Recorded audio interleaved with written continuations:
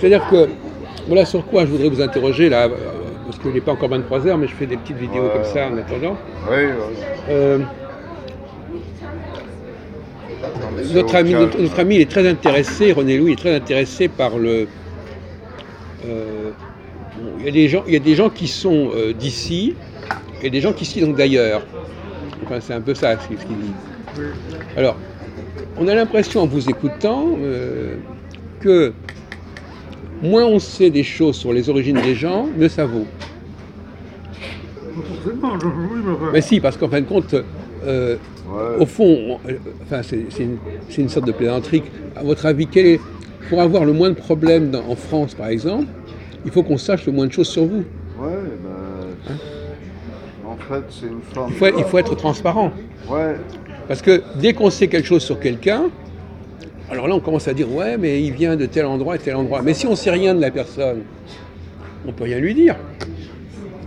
En fait, ça m'a amusé parce que quand vous avez laissé échapper quelque chose de cet ordre-là l'autre jour, et ça m'a beaucoup amusé, je me suis dit finalement, au fond, le mieux, c'est qu'on ne sache rien de vous. Si on sait pas d'où vous venez, vous êtes un bon Français. Donc le bon Français, c'est celui quand on sait de rien. Et le mauvais Français, c'est celui dont on sait quelque chose.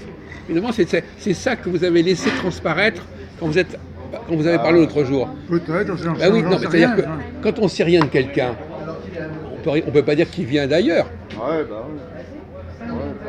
Donc moins on sait de ça. Donc finalement, le meilleur profil, c'est celui dont on sait rien, le type dont on sait rien. Oui, mais j'en sais rien. Mais si on veut remontrer les gens, petit à petit, on sait d'où ils viennent. Ouais. Oui, mais enfin, oui, enfin, on peut pas faire la généalogie de toutes les personnes qu'on rencontre. Dans cette conception, alors allez-y, une forme Patrick Guillet. De vraie démocratie, de vraie liberté, ne sachant rien, la personne est libre. C'est une personne libre. Oui. Mais là, au juste mot, libre. Donc, personne et personne dépend d'elle. Voilà, donc les personnes les plus problématiques sont les personnes dont on sait quelque chose. Quand si on ne sait rien de la personne, il n'y a pas de souci. Si on ne sait pas qu'elle vient, si elle est juive, si on ne sait pas qu'elle est arabe, etc., bah, finalement c'est un bon citoyen. Mais dès qu'on sait quelque chose sur la personne, ça devient compliqué. Et finalement, c'est pas ce que vous avez dit, mais c'est ce qui est sous-entendu dans votre propos. Hein, vous ne l'avez pas dit explicitement, mais c'est sous-entendu. C'est-à-dire qu'en fin de compte, je ne sais rien sur vous, voilà, vous êtes un bon, il n'y a pas de problème, il n'y a rien à signaler. RAS. Les personnes, donc les gens. Comment ? Voilà, une sorte de neutralité. On peut entendre cela dans les propos, je veux bien, je veux dire que je veux entendre cela dans les propos, je veux bien, mais moi je pense, moi j'ai vécu à la campagne, j'ai vécu en province. Oui. Donc la vie à la campagne, la vie en province, c'est pas la vie à Paris. Oui. On sait qui est qui, d'où les gens viennent, etc. Oui, c'est vrai, plus. Mais localement, je veux dire. Oui, oui. On sait localement d'où sont les gens. Oui. Oui, c'est ça, vous avez raison. Quoique pas toujours, pas forcément. Oui. On ne sait pas forcément si le grand-père ou l'arrière-grand-père venait, etc. Il y a des gens qui n'affirment pas. On le sait surtout quand les gens le disent. Quand les gens le disent, ou quand le nom de famille le dit, ou quand le prénom le dit, ou quand la personne fréquente des lieux précis. Mais d'une manière générale, quand on ne sait rien, il y a des gens dont on ne sait rien. Eh bien, il vaut mieux qu'on ne sache rien. Parce que si on ne sait rien, c'est le paradoxe. C'est-à-dire que l'identité française serait constituée de gens dont on ne sait rien. Donc c'est un paradoxe, parce qu'en fin de compte, la personne qui est quelque part neutre, comme dit la personne qui est neutre, dont on ne sait rien, qui est transparente, ce serait le français type, le bon français. Et la personne dont on sait quelque chose, ce serait quelqu'un qui ferait problème. Finalement, moi, je dis, les Français sont comme ils sont, c'est tout. Moi, je dis, non, mais ce que vous appelez les Français, c'est qui ? Les gens sont comme ils sont. Oui, non, mais vous avez dit vous avez dit l'autre jour, il y a des gens dont on sait qu'ils viennent de tel et tel endroit. Donc il y a des gens. Donc le problème, c'est quand on sait quelque chose de vous, on sait d'où vous venez. Là, il y a un problème. Mais si on ne sait rien de vous, il n'y a pas de problème. Non, déjà, on sait... On est français que parce qu'on ne sait pas d'où on vient. Entre français, on sait de quelle région on vient. Voilà, non, mais déjà au niveau régional, on sait de quelle région on vient. Oui.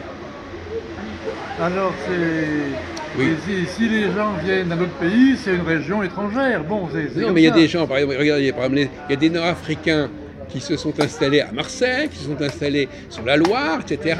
Ouais, donc ouais. vous allez dire, ben oui, mais ces gens-là, il est né à Amboise, il est né à Marseille, donc c'est pas ça ne résout pas le problème. On sait très bien que cette personne-là, elle vient du Poitou ou de Normandie, mais c'est pas parce qu'elle vient du Poitou ou de Normandie qu'elle est française. Ah ouais, Ça peut être un immigré, par exemple,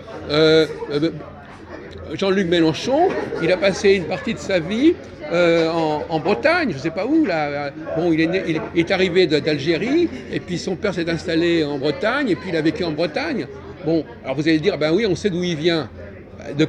On sait d'où il vient immédiatement, mais avant, où est-ce qu'il était? Ah bah ouais. Avant encore, où il était? Ouais.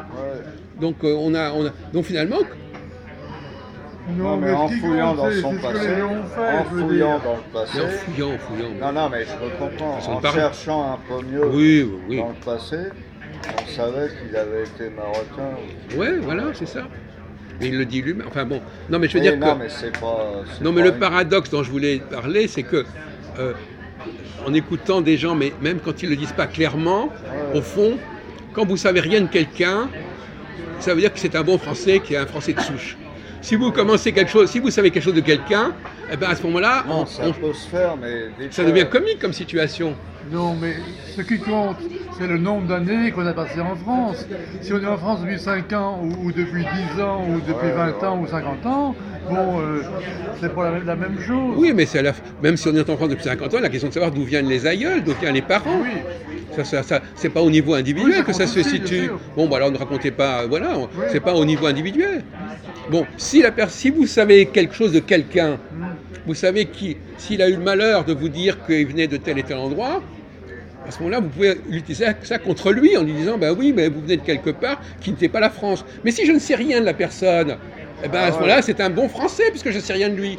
Donc si je ne sais rien de ses origines, à ce moment-là, donc finalement, les bons Français, ce seraient des gens dont on ne sait rien. Non, et donc, non. Si la personne vient de tel endroit, si moi aussi je connais l'endroit, déjà ça fait un rapprochement. Il sera répertorié comme étranger déjà. Vous voulez pas comprendre ce que je dis là? Ouais. Vous voulez pas mais si j'ai bien compris qu'en fin de compte, on est arrivé à une absurdité, c'est-à-dire que quand on ne sait rien sur la personne, c'est un Français de souche. Quand on ne sait pas quelque chose, si on sait quelque chose de la personne, il est italien, il est corse, il est juif, il est arabe. Voilà, c'est un peu ça votre problème. C'est-à-dire qu'en fait, ça devient complètement fou comme argument. Plus vous êtes transparent, plus vous êtes intransparent, moins on sait de choses sur vous, plus on peut vous considérer par défaut. On est français par défaut. Bah oui. Vous êtes français par défaut, parce qu'on ne sait pas d'où vous venez, on ne sait pas d'où vient votre famille. Je suis quand même français si on ne connaît pas que j'avais été d'origine italienne. Voilà. Mais voilà. Si on ne sait rien de vous, il n'y a pas de problème. Vous êtes un Français on n'a rien, sans reproche. Dès qu'on sait quelque chose de vous, vous parlez de la province, ben justement, quand on sait quelque chose de quelqu'un, on s'en sert contre lui. Et quand on ne sait rien de la personne, eh ben on ne peut rien faire contre lui. Ça ne veut pas dire forcément que cette personne est correcte ou elle est valable. Voilà. Simplement qu'on n'a pas de prise sur lui parce qu'on ne sait rien sur lui. Tiens, c'est un peu comme quand on va en vacances, une semaine, un mois, dans le pays ou le village. Voilà. Ou en France. Enfin, je voulais vous remercier, René Louis, parce que vos réflexions, qui n'étaient pas très claires, m'ont éclairé, m'ont ouvert un paradoxe amusant. Alors, moins je sais sur quelqu'un, plus je peux penser qu'il est un Français. Tous les gens qui se manifestent et qui disent « nous on est Français », c'est parce que tout simplement, nous on ne sait pas d'où on vient. Et les gens ne savent pas d'où on vient, donc on n'a aucun problème. Donc un Français, c'est quelqu'un dont on ne sait rien. À ce moment-là, alors c'est paradoxal, qu'est-ce que ça veut dire être Français et qu'on ne sait rien de vous? Voilà.